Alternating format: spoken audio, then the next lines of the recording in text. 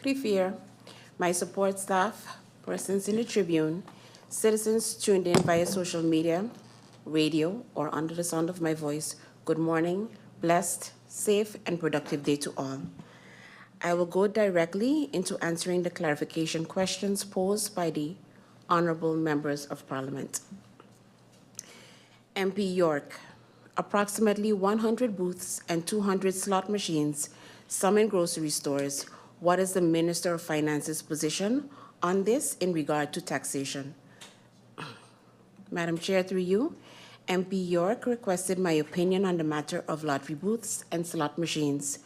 While I do not yet have the full picture, I understand there was an initiative regarding booth license fees. Regarding slot machines in grocery stores, a license is required. I will examine the booths and slot machines further in collaboration with the Minister of TIAT. This is a matter that warrants careful attention, and once I have more information, I will be able to provide a more comprehensive response to ensure that any decisions taken are in the best interest of the public and stakeholders involved. Next question. What is the stance of the Minister of Finance of granting tax holidays for small business owners and startups for the first 2 years? Madam Chair, through you, I believe this was answered previously. However, I have no problem reiterating. This sounds like a nice initiative and something I am definitely open to looking into. I now move on to questions by MP Duran. Both MP Duran and MP Arian had questions on discussions pertaining to the sale of Winier shares and discussions had with Winier on this topic. Madam Chair, through you, regarding the sale of Winier shares, I have received minutes from the Secretariat yesterday, which indicates that in May 2023, there was a confidential Council of Ministers meeting where the potential sale of Winier shares was discussed with Winier to address budgetary needs and financial challenges facing the country. One important factor is the composition of the board has since changed. I have noted that those in attendance at our current meeting were not present at the 2023 meeting. Therefore, the information shared with us was accurate from their perspective, as no discussions on the topic had occurred under the current board's tenure. I want to make it absolutely clear that I had no intentions, or I have no intentions, of misleading the public in any way. It does not serve me, nor does it benefit anyone to misrepresent whether discussions were held or not. What is concerning, however, is that the media had obtained information regarding confidential Council of Ministers meetings and discussions. This is something we need to be cautious about. I can only convey the information that has been communicated to me.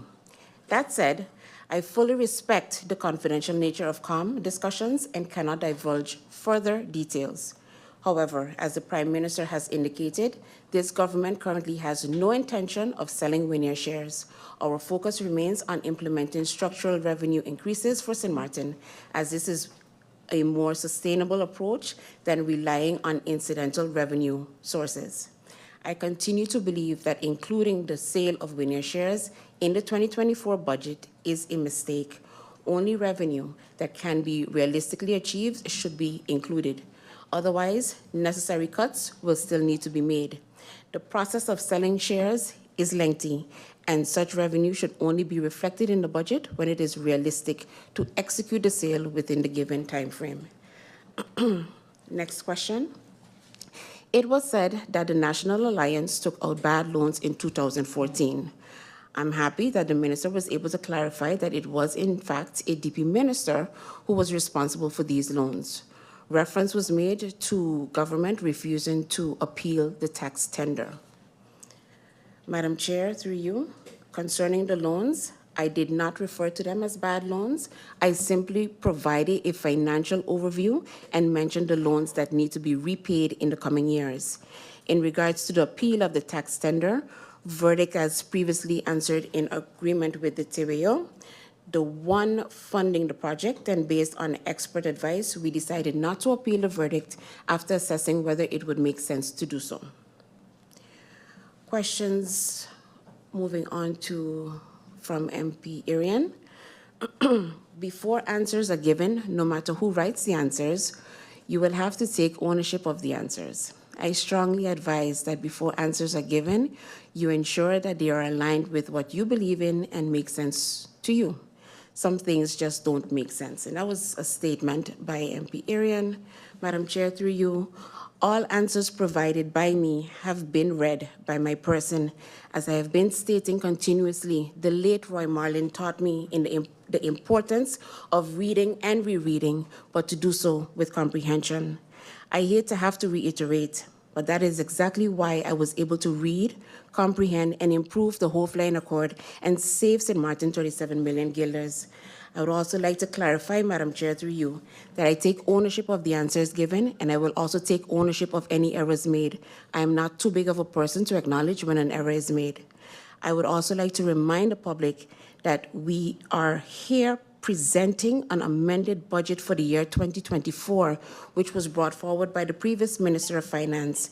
And we are here adjusting it mainly because the revenue included was inflated according to the CFT. And if I may add, unrealistic and fictitious, and as such, needs to be amended accordingly. This is the reason why we need to reduce the income with 25 million and consequently also the expenses with the same amount to balance the budget. Next question. It was stated that a tax holiday does not lead to a loss of revenue. It was previously stated that it only potentially leads to a loss of revenue in following years. How can a tax holiday not lead to a loss of revenue? What then is the advantage of the entity requesting a tax holiday, and what is the risk for government? There is a gain and a loss, so can the minister clarify that for the public? Madam Chair, through you, to clarify and break down the mathematics, a tax holiday may lead to a reduction in revenue from a specific tax, such as reduced profit tax rate. However, when you look at the broader economic picture, this reduction is offset by other gains. The initial loss is balanced by increased employment, which leads to higher wage tax contributions, along with additional revenues from turnover tax and other related taxes. When all these factors are considered together, the overall impact is not a loss in revenue, but rather a shift in where the revenue comes from. Hopefully, this provides clarity on how a tax holiday works. Next question.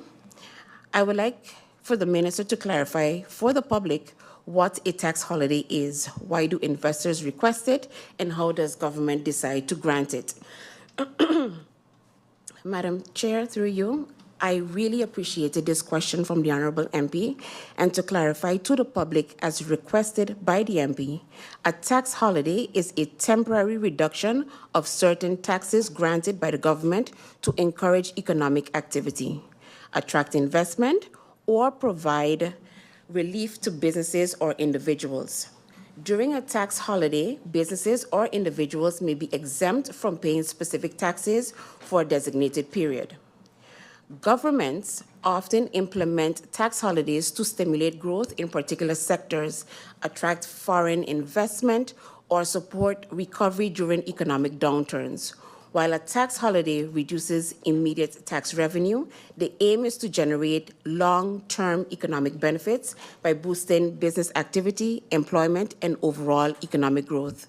I am therefore almost certain that the 5 tax holidays granted by the previous administration, namely 3 in December 2021 and 2 in January 2022, were for the same purpose. Next question. The minister also mentioned that we need to attract investors. It's interesting that the tax holiday was granted while the investor was already here and already invested. If the investor has already been attracted, what is the gain for government of the tax holiday?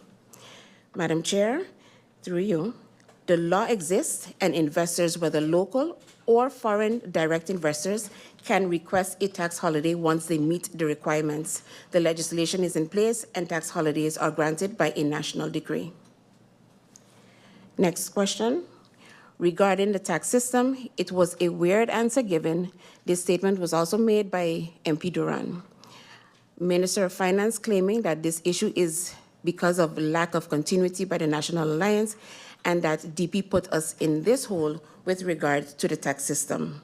Madam Chair, through you, regarding the matter of our tax system, the previous National Alliance-led government, which governed continuously for 4 years, a fact they take pride in, as it hadn't been done since 10, was unable to secure and implement the much-needed tax system for St. Maarten.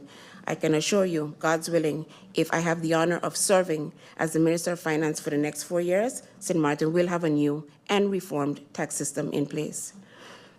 Next question. MP York, about the road fund on September 4th, Minister Patrice Gumbs stated the road fund will be established in the budget amendment. The journalist Emil Lee asked about this and had follow-up questions. Madam Chair, through you, regarding... Minister, if I could interject you for just a moment, MP Irian has asked if he could raise a point. MP Irian?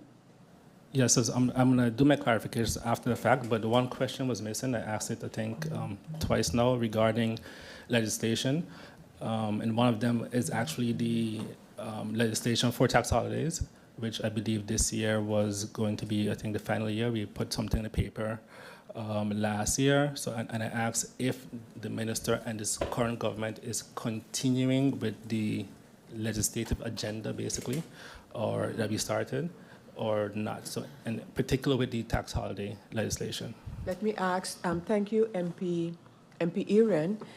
Let me ask the minister if, Minister, are you answering the questions by MP, or are there still answers that you have for example, MP Irian? And if you have, then can you respond to MP Irian about that particular question that he asked? Madam Chair, I am still answering questions. Hold on a second. I am still answering questions from MP Irian. However, that question is added and will be answered shortly. Okay. Clear? Minister, you may continue.